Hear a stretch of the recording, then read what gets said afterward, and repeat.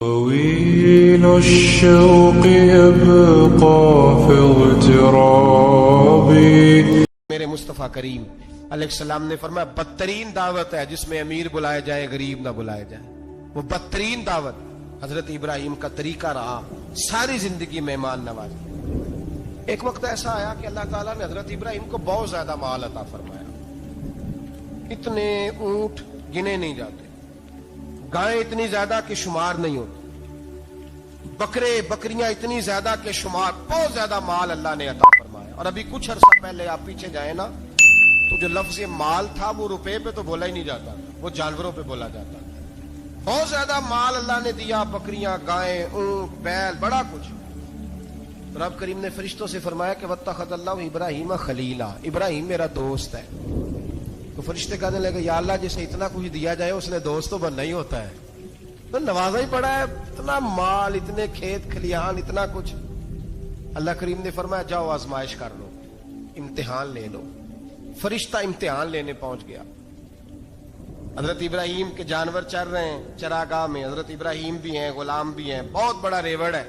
آپ تشریف فرمائیں. ایک فرشتہ آیا تو کھیت میں چھپ کے بیٹھ گیا اور بلند آواز سے کہنے لگا سبحان اللہ والحمد للہ ولا الہ الا اللہ واللہ. یہ تسبیح بڑی پسند ہے، محبوب نے ان کی فضیلت بیان کی. اب وہ حضرت سیدنا ابراہیم علیہ السلام کھڑے تھے تو وہ کھیت میں بیٹھ کے تسبیح پڑھنے لگا سبحان اللہ والحمد للہ ولا الہ الا اللہ. حضرت ابراہیم کہنے لگے یہ میرے رب کا نام کون لے رہا ہے؟ بڑی اس کی میٹھی آواز ہے، بڑی، کون ہے؟ ڈھونڈنے لگے، گھومتے گھومتے اس کے پاس چلے گئے. فرشتہ انسانی شکل میں، تو میرے رب کا ذکر کر رہا تھا؟ اس نے کہا میں ہی کر رہا تھا. فرمانے لگے یار ایک دفعہ پھر نہیں کرتا؟ تو کہنے لگا ابراہیم پہلے تو میں اپنی مرضی سے کر رہا تھا، تو کہتا ہے تو پیسے لگیں گے، پیسے ہیں تو کر دیتا ہوں.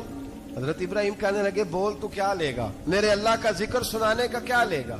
کہنے لگا جتنی بکریاں آپ چلا رہے ہیں ساری دے دے تو میں اللہ کا ذکر سنا دیتا ہوں. آپ نے فرمایا بس جا تیری ساری ہوئی میرے رب کا ذکر سنا. اور پھر شروع ہو گیا سبحان اللہ الحمد للہ ولا الہ الا اللہ واللہ اکبر. حضرت ابراہیم علیہ السلام کیف میں یار پھر ذرا سنا، نہ علما وچ پھسا سانو، تو یار دی گل سنا سانو، ذرا دوبارہ سنا. میں پھر سنایا، ایک دفعہ پھر کہا. فرشتہ کہنے لگا بس جی آپ کے پیسے پورے ہو گئے. حضرت ابراہیم کہنے لگے چل ایک دفعہ اور سنا. کہنے لگا پیسے لگیں گے، تو کیا لے گا؟ کہنے لگا گائیں بھینسیں ساری میری. فرمایا بس یار اتنی قیمت، تو سنا صحیح، سارا کچھ ہی تیرا. پھر شروع ہو گیا سبحان اللہ والحمد للہ ولا الہ الا اللہ واللہ اکبر. گائیں دے دیں، بھینسیں دے دیں، وہ ذکر سناتا ہے. حضرت ابراہیم کبھی مچلتے ہیں، کبھی روتے ہیں، کبھی آہیں پڑھتے ہیں. تو میرے رب کا نام لے رہا ہے، ذرا پھر سے لے. کیف جاری ہے. کہنے لگا بس بھائی. حضرت ابراہیم فرمانے لگے تو اور لے لے جو لینا ہے، مجھے ذکر سنا. اس نے کہا ابراہیم بکریاں میں لے چکا، گائے بھینسیں میں لے چکا، اونٹ رہ گئے، سارے لے لوں گا پھر ذکر سناؤں گا. فرمایا جا تیرا ہوا تو ذکر سناتا رہ، میں دیتا ہوں. دے دیا. کچھ دیر ذکر کیا تو اب خاموش ہو گیا. حضرت ابراہیم خلیل اللہ علیہ السلام فرمانے لگے ذکر سنا. کہنے لگا ابراہیم اب تیرے پاس دینے کو کیا ہے؟ ہر چیز تو میں لے چکا. آپ فرمانے لگے یہ گائے بھینسیں بکریاں چرانے کے لیے تجھے کوئی نوکر ملازم بھی تو چاہیے نا. تو اس طرح کر مجھے رکھ لے، میں روٹی نہیں مانگوں گا، کھانا نہیں مانگوں گا، تو اللہ کا ذکر سناتا رہنا، میں تیرے جانوروں کی نوکری کرتا رہوں گا. حضرت ابراہیم علیہ السلام نے جب یہ کہا نا، فرشتے کی آنکھوں میں آنسو آ گئے. تر دامنی پہ شیخ ہماری نہ جائیے، ہم دامن نچوڑ دیں تو فرشتے وضو کریں. فرشتہ رو پڑا اور کہنے لگا ابراہیم مجھے سینے سے لگاؤ، آپ واقعی اس قابل ہے کہ اللہ آپ کو اپنا دوست بنائے، واقعی اس قابل ہے کہ رب آپ کو اپنا. حضرت ابراہیم علیہ السلام کا خدا سے محبت کرنے کا نرالا انداز. اور میرے بھائی یہی محبت انہیں میرے مصطفیٰ سے بھی تھی. ایک نبی گھر بنا رہا ہے، دوسرا بنوا رہا ہے. حضرت اسماعیل علیہ السلام پتھر اٹھا اٹھا کے لا رہے ہیں، جناب ابراہیم بنا رہے ہیں. جب خانہ کعبہ بن گیا تو کہنے لگے ربنا وابعث فیہم رسولا، اے اللہ اب اسے بسانے کے لیے اپنا آخری رسول بھی عطا فرما.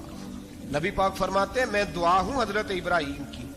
اور حضرت ابراہیم سے رب کریم نے فرمایا چل ابراہیم کوئی چیز دے، تو کہا یا اللہ تینوں ہی تیرے نام پہ قربان کرتا ہوں. तेरी हुई सारी, हर शय तेरी। हजरत इब्राहिम ने दीन के लिए, आप शहर बाबुल के करीब पैदा हुए थे, वहां से मिस्र आए, मिस्र से फलस्तीन आए, और फलस्तीन से आकर के काबा आबाद फरमाया। जिंदगी सफरों में गुजरी। सफर एक तकलीफ वाली चीज है, पर हजरत इब्राहिम ने वतन छोड़ दिया, घर छोड़ दिया। जान बड़ी अजीज होती है, तो हजरत इब्राहिम ने जब दीन के लिए निकले तो जद्दोजहद की, घर के अंदर भी घर के बाहर भी। आपके वालिद का नाम तारक है, वो तौहीद परस्त थे, ईमानदार थे, परहेजगार थे। आपके चचा का नाम आजर है, वो बुत परस्त थे, बुत बेचा करते थे। हजरत सैयदना इब्राहिम अलैहिस्सलाम जब मैदान अमल में निकले तो हजरत इब्राहिम अलैहिस्सलाम ने अपने घर से जिहाद शुरू किया। लड़ना पड़ा, घर के उसूलों से, चचा ने जो रिवाज बनाए हुए थे उस रिवाज से टकराए। फरमाया मैं अपने घर के अंदर ये बुत परस्ती नहीं होने देंगे। चचा को एक दफा नहीं, बार बार 100 दफा समझाया। आपका चचा बुत बना के बेचा करता था। हजरत इब्राहिम अलैहिस्सलाम थोड़े बड़े हुए तो कहने लगा कि चलो मेरे साथ, तुम भी बुत बेचने हैं, हमारा कारोबार है। हजरत इब्राहिम साथ निकले तो बुत पकड़ा है, गंदे पानी के अंदर उस बुत को डुबोते हैं, कहते हैं किसी ने खरीदना है तो खरीद लो, ना ये नफा दे सकता है ना नुकसान दे सकता है। जो अपना आप नहीं बचा सकता तुम्हें क्या बचाएगा, खरीदना है तो खरीद लो। चचा कहने लगा तू कारोबार चमका रहा है कि तबाह कर रहा है। घर में बड़े मामलात खराब हुए, झगड़े हुए, लेकिन हजरत इब्राहिम अलैहिस्सलाम एक मिनट के लिए भी अपने घर के अंदर भी कंप्रोमाइज करने को तैयार। ये थोड़ा मुश्किल मैंने पहलू छेड़ दिया है, ये थोड़ा मुश्किल पहलू छेड़ दिया है। बड़ा समझदार आदमी है पर बीवी से पर्दा नहीं करा सकता, सियाना है, पंचायत का बंदा है, जो इससे आप कहेंगे वो बात ये सुनाएगा, लेकिन कहता नहीं जी मैंने कोशिश कर ली है। इस किस्म की कोशिश है साहब, कैसे हो गया। हजरत इब्राहिम अलैहिस्सलाम ने घर के अंदर से फरमाया नहीं करने दूंगा, घर के अंदर भी टकराए।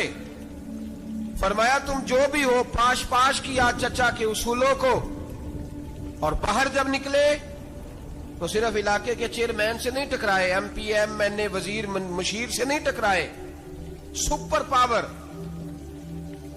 नमरूद दुनिया का वाहिद हुक्मरान था। उस वक्त दूसरा कोई हुक्मरान ही नहीं था, अकेले हुक्मरान से जाकर टकराए। कोई साथ फौज नहीं थी, कोई साथ उनके ताकत बजाहर दुनियादारी की कोई नहीं थी, पर हजरत इब्राहिम जाकर टकराए। और मेरे रसूल पाक सल्लल्लाहु अलैहि वसल्लम ने सनद बयान की, फरमाया अफदलुल जिहाद कलीमतुल हक इंद सुल्तानिल जाबिर। फरमाया सबसे अफजल जिहाद ये है कि तू जालिम बादशाह के सामने खड़े होकर हक बात बयान कर दे, ये सबसे बड़ा जिहाद है। ये सबसे अफदलुल जिहाद है कलीमतुल हक इंद सुल्तानिल जाबिर, सबसे बड़ा जिहाद। हजरत इब्राहिम खड़े हो गए, सुपर पावर से टकराए। यहां हम लोग हिकमतों का शिकार हैं, देखेंगे, करेंगे, सोचेंगे, और मौलवी साहब को वैसे कहते हैं आप परहेज करें सियासी बातों से। भाई अल्लाह के हर नबी ने जाके वक्त के जालिम हुक्मरान को लताड़ा है, ललकारा है, ये तो मिशन अंबिया है। हजरत सैयदना इब्राहिम अलैहिस्सलाम ने जो उसको जाके कहा कि तू झूठ बोलता है, तू झूठा है, तू खुदाई का दावा करता है, तू बहुत बड़ा जालिम है। और कुरान मजीद ने इस सारी बात को बयान फरमाया। हजरत इब्राहिम अलैहिस्सलाम से कहने लगा मैं रब हूं, तो आपने फरमाया मेरा रब तो वो है जो जिंदा करता और मारता है। तो फिर आप हक बात बयान करेंगे तो अल्लाह मारेगा कि बंदा मारेगा? कुछ भी नहीं होता, क्योंकि जिंदगी मौत किसके हाथ में है? अल्लाह के हाथ में। जिंदगी मौत अल्लाह, कुछ भी नहीं होता। इंसान सही सिमत का तायुन करे और सही सही चले। हजरत अली शेर खुदा से किसी ने कहा था कि आपके बड़ी दुश्मनी है, कोई मुहाफिज रख लें। आप फरमाने लगे मौत खुद बहुत बड़ी मुहाफिज है, वक्त से पहले आती ही नहीं, बड़ी मुहाफिज है। वक्त से पहले अल्लामा नूरानी रहमतुल्लाह ताला अलैह कराची जैसे शहर में रहा करते थे, जहां गांव गांव पे खतरा था। लोगों ने कहा हजरत इतने बड़े लीडर हो, आपकी जमात की 62 सीटें हुई कौमी असेंबली में, एक ऐसा वक्त भी आया तो कोई एक आदमी बंदूक वाला। आप फरमाने लगे मुझे जरूरत ही नहीं, इसलिए कि जिस खुदा रसूल के लिए मैं निकला हूं वो खुद ही हिफाजत करने वाले हैं, जरूरत नहीं इन चीजों। طويل الشوق يبقى في اغتراب